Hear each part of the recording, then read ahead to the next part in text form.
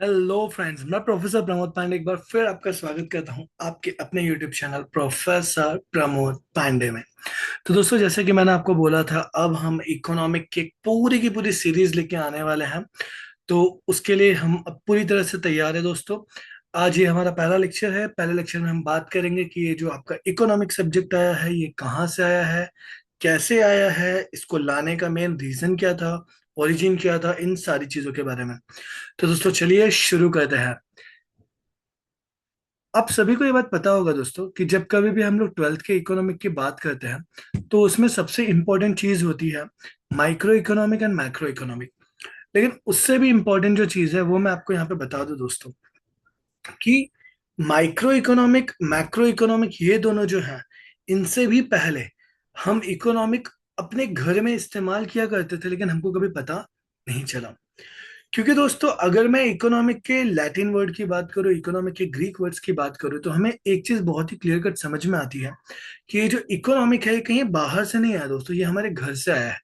तो हमको ये समझने के लिए पहले हमको अपने घर के जो एटमॉस्फेयर है उनके बारे में जानना पड़ेगा। तो चलिए शुरू करते हैं दोस्तों। अगर मैं बात करूं इकोनॉमिक की, तो बेसिकली ये इकोनॉमिक है क्या? तो दोस्तों, इकोनॉमिक जो है ना, ये ओइकोनॉमियो ओइकोनॉमियो ये एक एंशिएंट ग्रीक वर्ड है, ये यहां से लिया गया है दोस्तों। अब ये ओइकोनॉमियो का मतलब क्या होता है? तो ओइको जो होता है दोस्तों, ओइको ओइको का मतलब होता है हाउस, हाउस होल्ड। और नोमिया का मतलब होता है मैनेजमेंट। तो दोस्तों, अगर मैं बात करूं इकोनॉमिक क्या है, तो इकोनॉमिक ये ग्रीक वर्ड ओइकोनॉमियो से लिया गया है, जिसका मतलब है हाउस होल्ड को मैनेज करना दोस्तों। जिसका क्या मतलब है दोस्तों? हाउस होल्ड को मैनेज करना। तो यहाँ पे अगर आप देखोगे तो हमको एक बहुत सिंपल सा मीनिंग समझ में आता है कि अगर मैं मेरे घर की चीजों को मैनेज कर रहा हूँ, अगर मैं मेरी घर की चीजों को मैनेज कर रहा हूँ, उसको हम हाउस होल्ड मैनेजमेंट बोलते हैं दोस्तों। यही जो हाउस होल्ड मैनेजमेंट है, इसको ग्रीक वर्ड में ओइकोनॉमिया करके बोला जाता था। और उसी का जो इंग्लिश ट्रांसलेशन है दोस्तों, वो हमारे लिए क्या बन गया है? इकोनॉमिक बन गया है। तो बेसिकली दोस्तों, इकोनॉमिक में हम करते क्या है, हम कौन कौन सी चीजें देखते हैं? तो इकोनॉमिक में हमारे पास जो स्कैर्स रिसोर्सेज हैं दोस्तों, हमारे पास जो स्कैर्स रिसोर्स, स्कैर्स का मतलब होता है कम। अब मार्केट में कुछ रिसोर्सेज काफी कम है, तो उनका ऑप्टिमम यूटिलाइजेशन कैसे किया जाए दोस्तों? उन रिसोर्सेज का ऑप्टिमम यूटिलाइजेशन कैसे किया जाए, हमको वो देखना है। तो उसी के बेसिस में हम ये डिसाइड करेंगे कि वो प्रोडक्ट का मार्केट में डिमांड कितना है, प्रोडक्ट को मार्केट में कितना सप्लाई करना है, प्रोडक्ट का प्रोडक्शन कैसे करना है, प्रोडक्ट का डिस्ट्रीब्यूशन कैसे करना है। ये सारी चीजें दोस्तों स्कैसिटी ऑफ रिसोर्सेज पर डिपेंड करती है। धीरे धीरे, हल्लू हल्लू, gradually we will understand each and every concept. But please आप यहाँ पे बने रहिए और अपना फोकस बनाए रखिए। इसके बाद दोस्तों, जो हमारे पास एक बहुत इंपॉर्टेंट टर्म आता है वो आता है व्हाट इज माइक्रो इकोनॉमिक। तो दोस्तों, माइक्रो इकोनॉमिक ये जो टर्म है, ये ग्रीक वर्ड माइक्रोस से लिया गया है। किससे लिया गया है दोस्तों? ग्रीक वर्ड माइक्रोस से लिया गया है। माइक्रोस जो है ना दोस्तों, ये पर्टिकुलर चीज, particular house hold, particular commodity, मतलब किसी एक सिंगल इंडिविजुअल यूनिट के बारे में बात करता है। तो जब कभी भी आप किसी भी इंडिविजुअल यूनिट के बारे में बात करते हो, जब कभी भी आप किसी पर्टिकुलर यूनिट के बारे में बात करते हो, जब कभी भी आप किसी पर्टिकुलर सेक्शन के बारे में बात करते हो, तो it means you are talking about micro economic. It means you are talking about micro economic दोस्तों।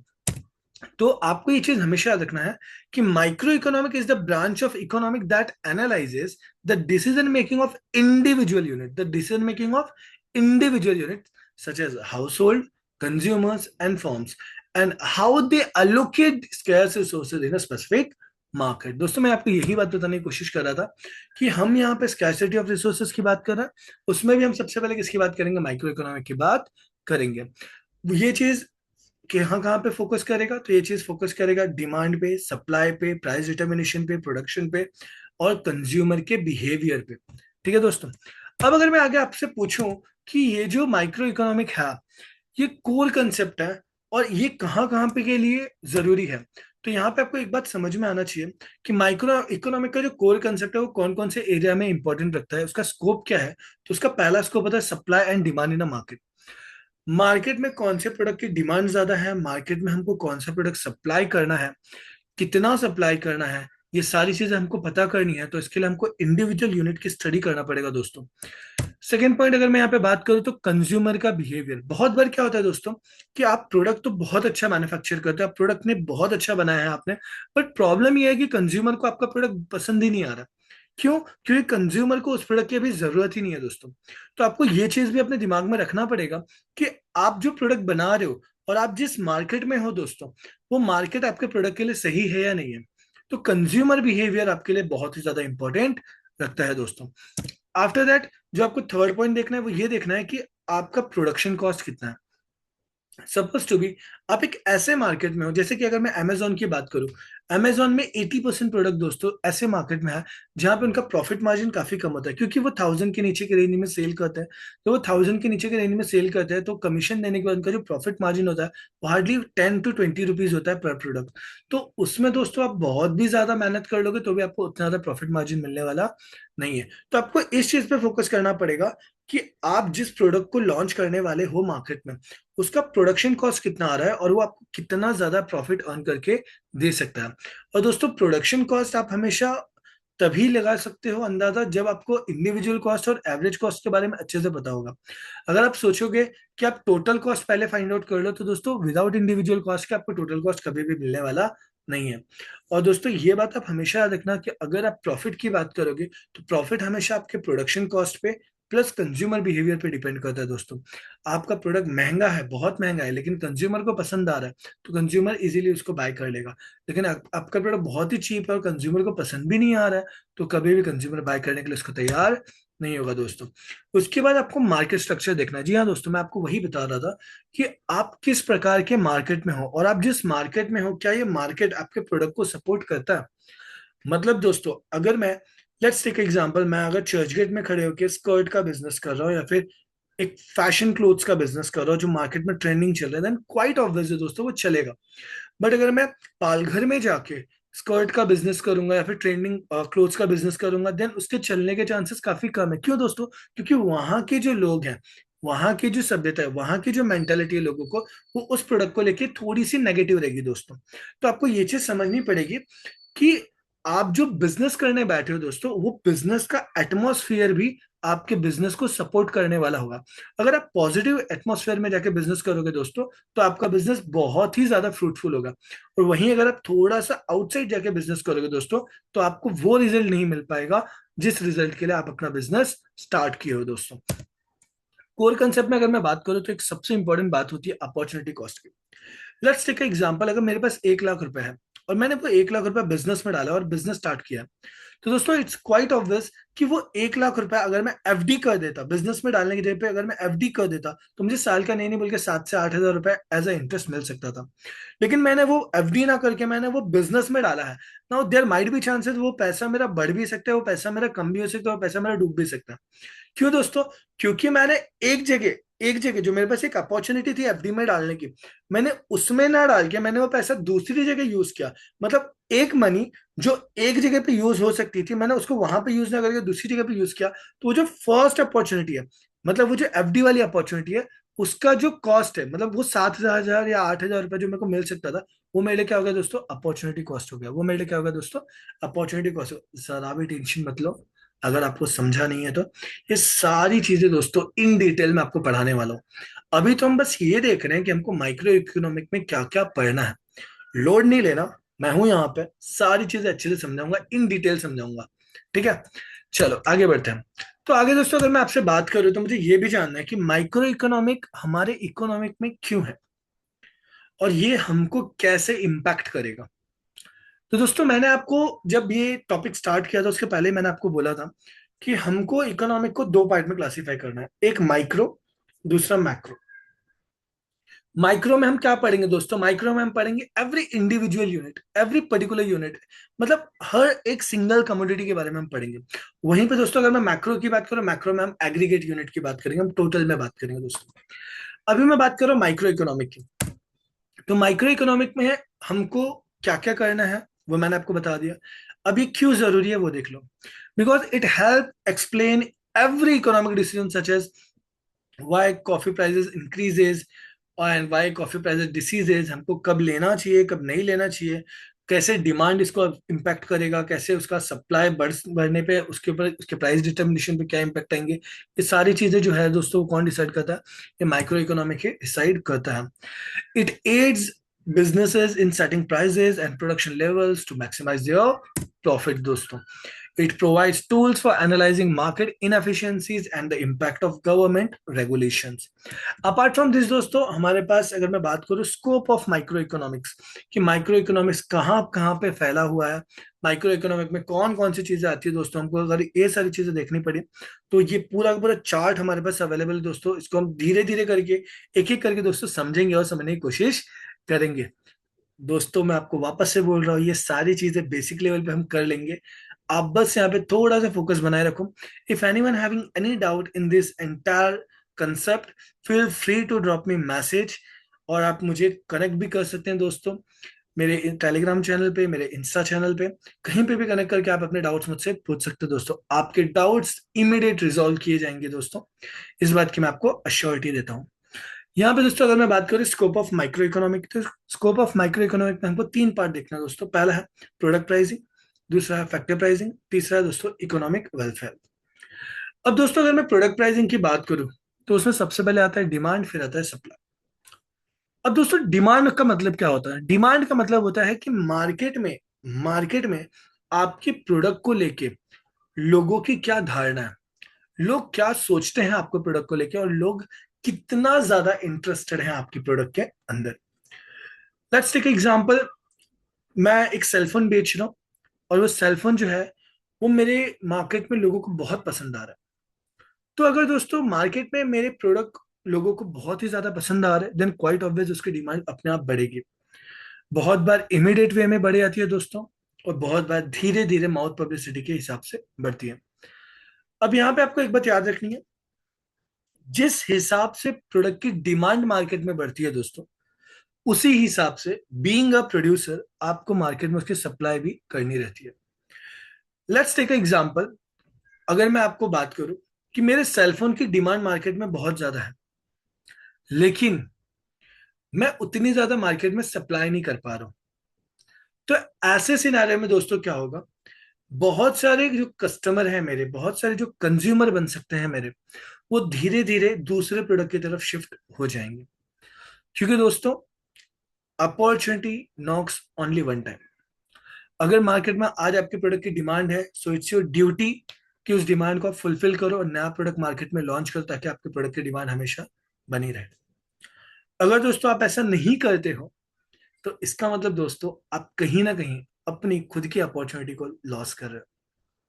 ठीक है दोस्तों, तो ये हुआ डिमांड एंड सप्लाई का रिलेशनशिप। अपार्ट फ्रॉम दैट, अगर मैं सेकंड बात करूं थियरी ऑफ फैक्टर प्राइसिंग की, तो दोस्तों किसी भी प्रोडक्ट का प्राइस डिसाइड करने के लिए हमको हमेशा चार चीजों की जरूरत पड़ती है।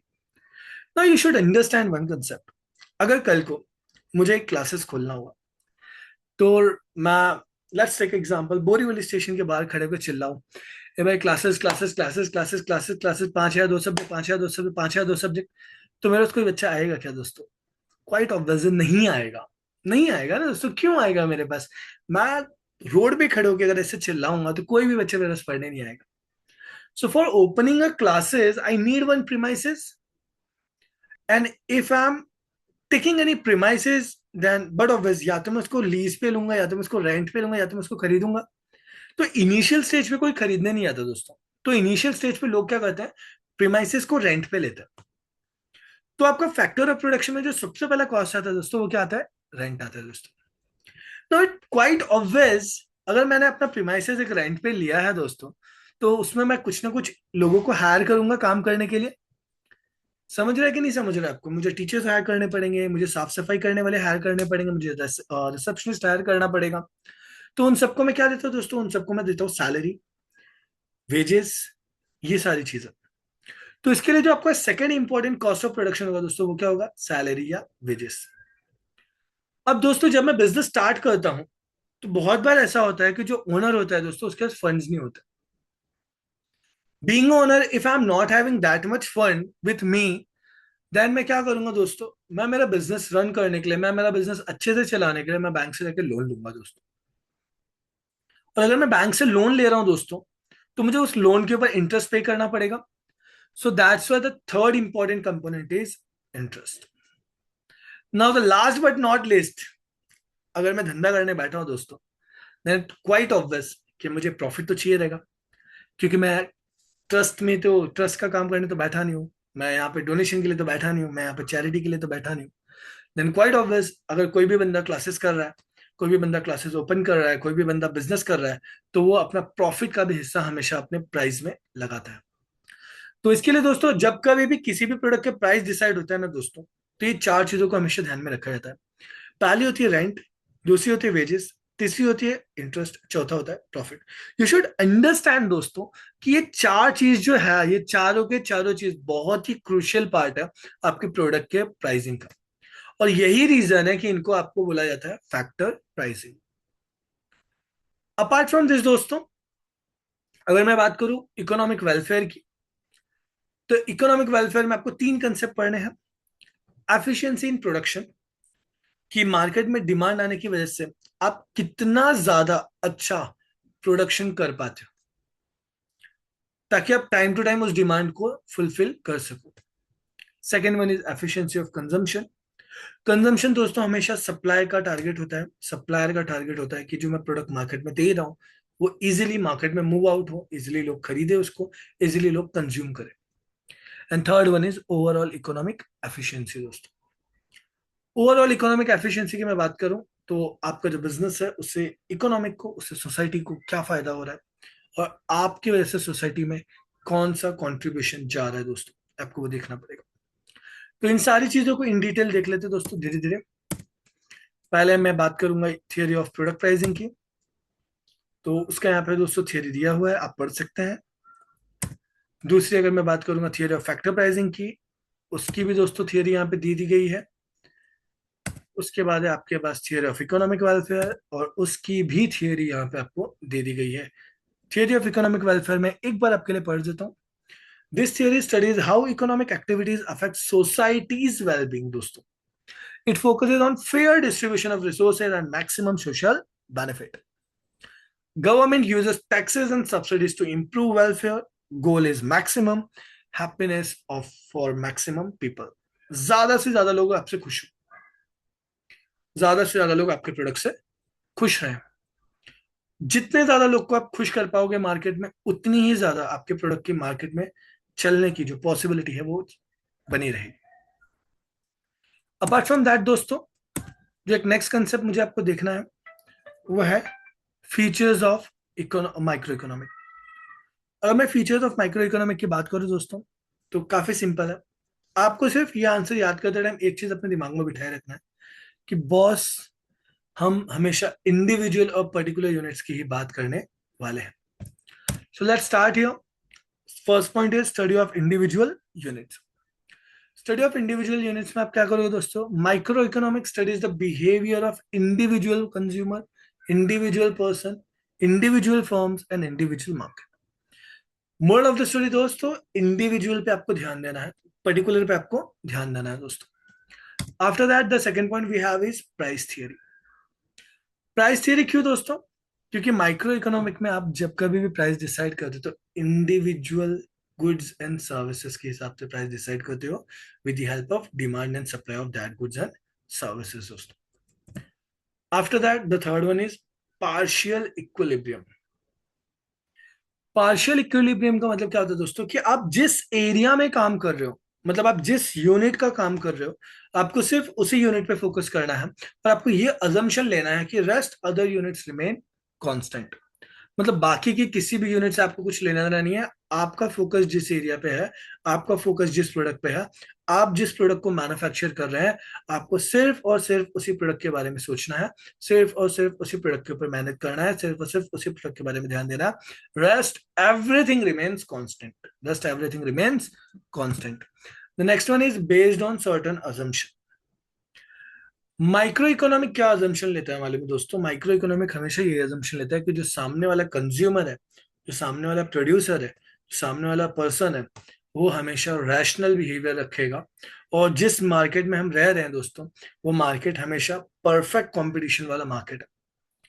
दोस्तों एक बात याद रखना, इस दुनिया में परफेक्ट कंपटीशन जैसी कोई चीज होती नहीं। क्योंकि परफेक्ट कंपटीशन क्या बोलता है मालूम है? कि जितने लोग हैं मार्केट में, सब सेम प्रोडक्ट बेच रहे हैं, सेम क्वालिटी का बेच रहे हैं, और सेम प्राइस पे बेच रहे हैं। लेट द कंज्यूमर डिसाइड कि भाई उसको कहां से खरीदना है। ऐसा कभी नहीं होगा दोस्तों। बट यस, ये इकोनॉमिक का अजम्पशन है, ये इकोनॉमिक का कंडीशन है कि हमको ऐसा अज्यूम करना पड़ेगा दोस्तों, ठीक है। तो that's why based on certain assumption. Apart from that, the next one is slicing method. Slicing method का मतलब क्या है दोस्तों, कि आपको पूरी इकोनॉमिक पे ध्यान नहीं देना, आपको पूरी दुनिया में क्या पंचायत चल रही है आपको उससे मतलब नहीं है दोस्तों। आपको सिर्फ किस चीज से मतलब है, आपको सिर्फ एक चीज से मतलब है, मैं जो काम करने बैठा हूं उस काम में कुछ गड़बड़ नहीं होनी चाहिए। Means you will be focusing towards that one slice of sandwich जो आप खाने वाले हो, आपको एंटायर सैंडविच से मतलब नहीं है। आप जो पीस उठा रहे हो सैंडविच का जो आप खाने वाले हो, उसमें कितना बीट है, उसमें कितना टोमेटो है, उसमें कितना सॉस लगा है, उसमें कितना आलू है, आपको उससे मतलब होना चाहिए, ना कि पूरे सैंडविच में कितना आलू डाला है, पूरे सैंडविच में कितना बीट है, पूरे सैंडविच में पूरा कितना टमाटर है, इससे मतलब।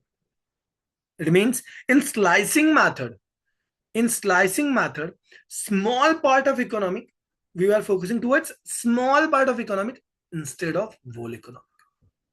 समझ में आ रहा है आपको? चलो बढ़िया।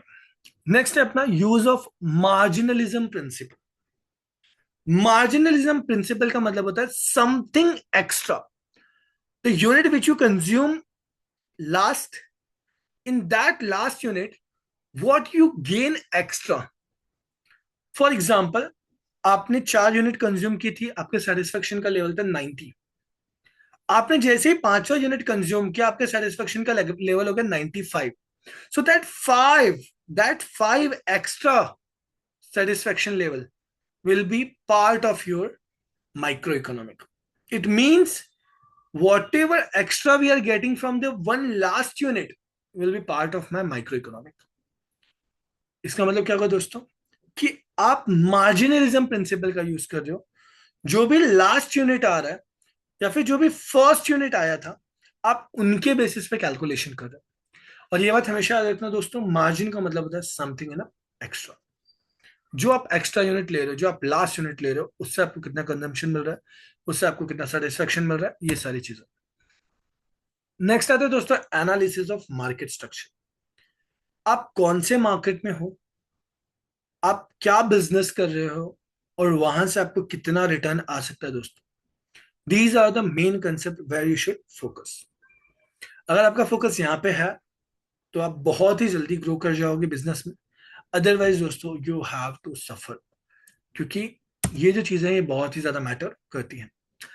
लिमिटेड स्कोप दोस्तों, बट ऑलवेज अगर आप इंडिविजुअल यूनिट की बात करोगे, आप एक एक यूनिट की तरफ ध्यान दे रहे हो, आप हर बार सिंगल यूनिट की बात कर रहे हो, तो आपका जो स्कोप होता है वो सिंगल यूनिट ही रह जाता है, वो इंडिविजुअल एरिया ही रह जाता है, वो पर्टिकुलर एरिया ही रह जाता है, आप पूरे इकोनॉमिक पे ध्यान नहीं दे पाते।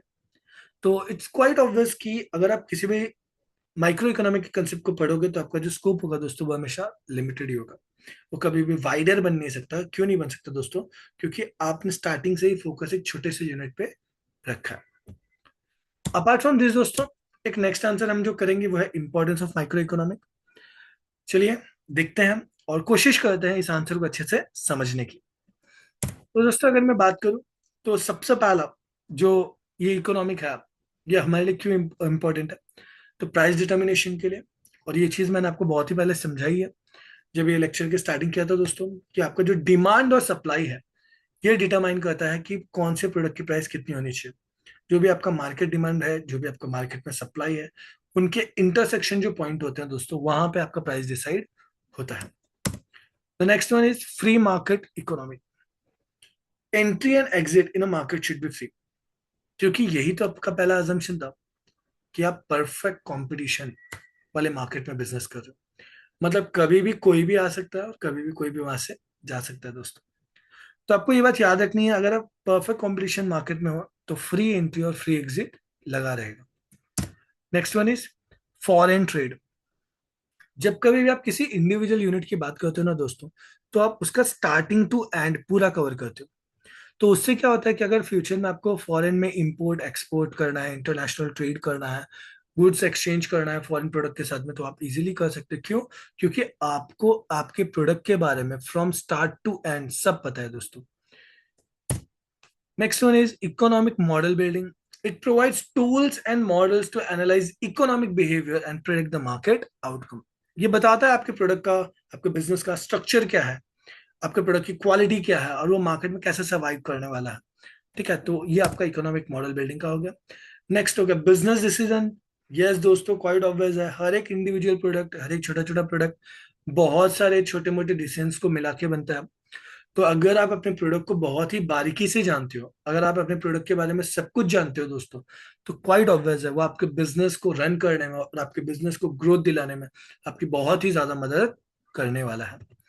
Next one is useful to government. Government दोस्तों सिर्फ आपको सब्सिडीज और टैक्स के लिए याद करेगा। तो अगर आपका माइक्रो इकोनॉमिक स्टडी अच्छा है, आपको पता है आपके प्रोडक्ट पे कितना प्रॉफिट आने वाला है, आपका प्रोडक्ट कितना ज्यादा ग्रोथ करने वाला है मार्केट में, तो दोस्तों इट क्वाइट ऑब्वियस कि आप इजीली मार्केट रन कर सकते हो, आप इजीली अपना प्रॉफिट शेयर निकाल सकते हो। और गवर्नमेंट को ये फायदा है, जब भी आप प्रॉफिट शेयर निकालोगे दोस्तों, गवर्नमेंट को टैक्स रेवेन्यू मिल जाएगा दोस्तों। इसके बाद दोस्तों हम बात करने वाले हैं, the next term is basis of welfare economic. Basis of welfare economic मतलब दोस्तों आपके प्रोडक्ट से सोसाइटी को क्या फायदा होने वाला है। आप बिजनेस कर रहे हो, then quite obvious you are staying in a society.